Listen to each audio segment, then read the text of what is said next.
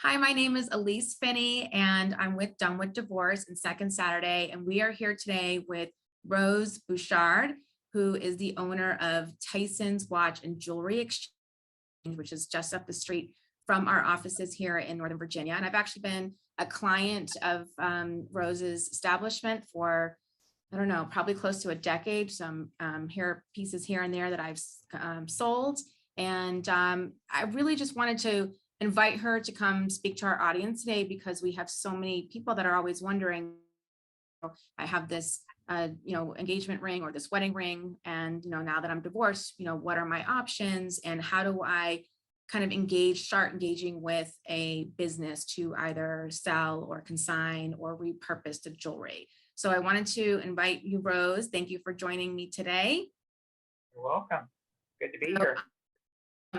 Thanks. Let's get started. I guess my first question to you is, how do I, if I was, anywhere in the country, where do I go? Is there a place that I can get online and kind of vet, other than besides Google, how do I vet a establishment to make sure that I can feel like I'm going to get honest answers and, trusted information? I would obviously go and look at their reviews. I would maybe even call them, put a call into them and just tell them that you have something to sell and you're a little nervous, maybe if it's your first time selling. Do they offer any advice as to whether or not they're going to be taking appointments? If they would require any type of paperwork from you, how long have they been in business?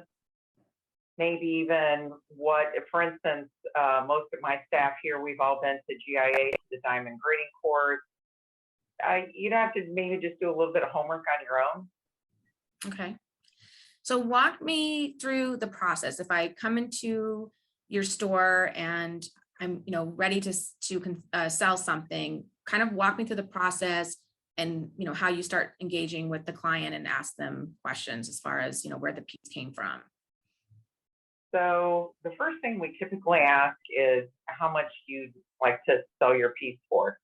Actually, we ask even if you would like to sell it or if you would like to take it apart, repurpose it. What is your end game here? We don't require that you bring in an appraisal. Sometimes it helps if there are multiple diamonds because somebody's actually taken the time, energy, and effort to count everything and to give a total carat weight. So sometimes it saves a little bit of time.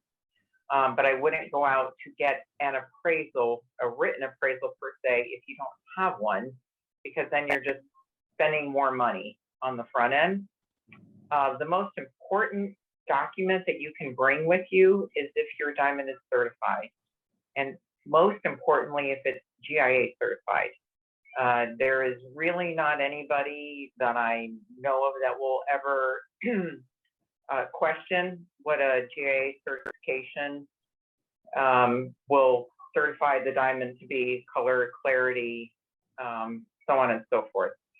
If it's not certified, then that's where our knowledge comes into play here, and we're going to use all of our tools at our disposal to clean it, to maybe get a millimeter gauge, which is an approximate carat weight. Carat weight is a function of weight and not size, but we have tools that will help us ascertain what it should be. So yeah, the most important thing would be if it's certified and if you were to bring in the GIA certification. Now, it depends how long somebody has been married. Most diamonds that were purchased in the early 2000s really weren't certified, so don't feel like, it's something that you didn't do properly to not have. I never knew that. That's a really interesting fact to know. Yeah. Most diamonds now, just because of the advent of the internet, are certified in one way, shape, or form. But back then, there really wasn't. The certification houses weren't as prevalent as they are right now.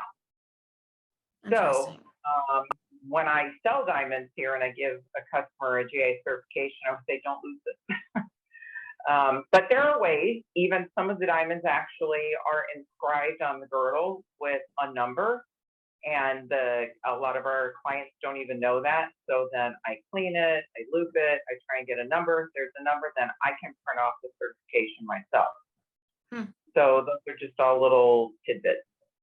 So just to clarify, the GI certification, there's some central shared software that it's housed. Yes, on the GIA website. Okay. And okay. Yeah. And you kind of mentioned that you have some tools to kind of reference things, kind of explain, what's your starting point for that? So I have machines that will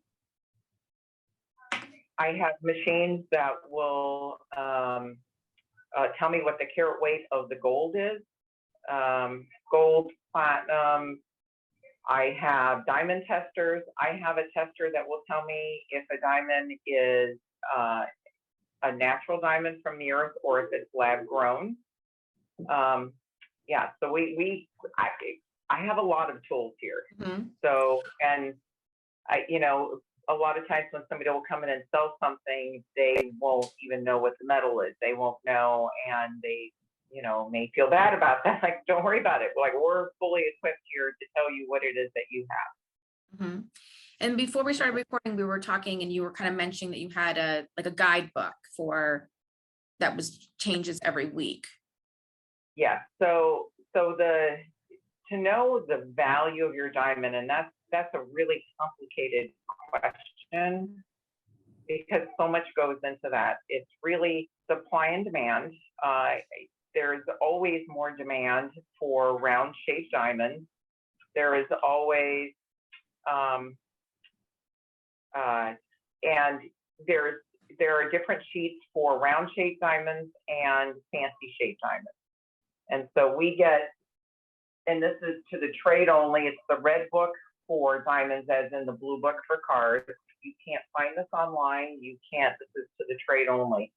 And that's the way to kind of gauge, let's say a 1 carat round diamond to 1 carat pear shaped diamond. They actually cost different amounts based off of availability and rarity, and how trendy they are, even per se. For instance, 5 years ago, ovals and pears were not really highly sought after, and right now they are.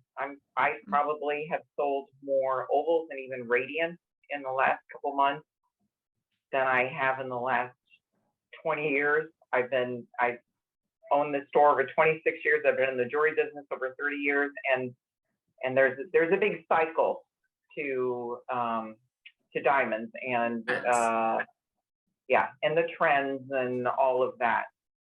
So this particular periodical that I get, I also have an online tool. And so if I deem that your diamond is, let's say, a 1/2 carat diamond, I will go on and I will put in the color, the clarity, the spec that I think that it is, and it will pop up to me what I can go out into the market to buy the diamond new myself. So let's say you paid $2,000, but I can go out into the market and buy it myself for $1,000. I'm going to offer you a little less than $1,000, because why would I pay you $1,000 if I could go buy it new for $1,000 myself whenever I need it? Because this is the cash outright. I'm going to pay you cash on the spot here, and it's on the onus of me to then repurpose it and sell it. I also look at things as far as how the shape of the diamond, meaning, does it have nicks? Does it, a lot of older diamonds are chipped. How much money am I going to have to put into it to recut it, to recertify it? There's a lot that really kind of goes into that. That's an interesting point to make, because when you kind of come in, you want to sell something, and obviously, you want to get top dollar. You're not really considering all those other factors. So I'm glad that you kind of pointed that out. So let's kind of turn the conversation. It's like a car. I mean, when you drive the car off the lot, somebody made a profit somewhere there, right? Yeah. So jewelry is the same thing. Somebody made a profit. It depends where you originally purchased it from, how much of a profit that they actually made, how long ago. Yeah. Yeah. All good points. So let's turn the conversation a little bit to kind of more repurposing. Somebody comes in and they're like, well, I want to sell the metal for scrap, but then, I want to, kind of give myself a gift and make something, great. Where, like, if I don't have any idea what I So want, where would I start? So we'll talk to you about that. We'll just say, depending on the shape of the diamond, things that we have made, because we repurpose jewelry every day here. And a lot of people assume that they would have to do a custom piece. Now we do a lot of custom jewelry, and by custom I mean, it goes to my designer. It is we make a metal mold and a CAD that is like for a very specific piece. We do Starting from that quite, scratch. yeah, starting from scratch. We do that quite frequently, but a lot of times you don't even have to go that route. If you want a pendant, or if you have a round diamond and you would like to match it, we'll match it for you and we'll make a pair of studs. But there is a book here, the company, it's called Stellar. It's very large, from the United States. This is just one company, but they are a large company. But this catalog is filled with findings and parts and everything that I would need to put together to make something for you. And it will cost a little less because I'm not starting from scratch. I'm basically ordering the piece for you, or ordering multiple pieces to put something together for you. I'm sure you've seen some beautiful things that have come out of a wedding ring. And I really honestly hadn't thought about the whole matching earring. Most of the time I see people make pendants, or they make a ring, or something different. But the whole matching earrings, I love that. Yeah. So Diamonds have been around for millions of years, and that diamond's not going anywhere. So we'll try and repurpose it. Sometimes the really, really small diamonds, it would require more in labor to actually repurpose those. It depends the size of the diamonds, and we'll just be honest with you. We'll just tell you.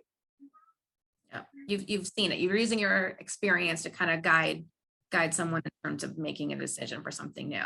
So are there any, do you have any words like wisdom here? I mean, obviously you have dealt with a lot of, people coming out of marriage, and this is a very hard emotional piece to let go of.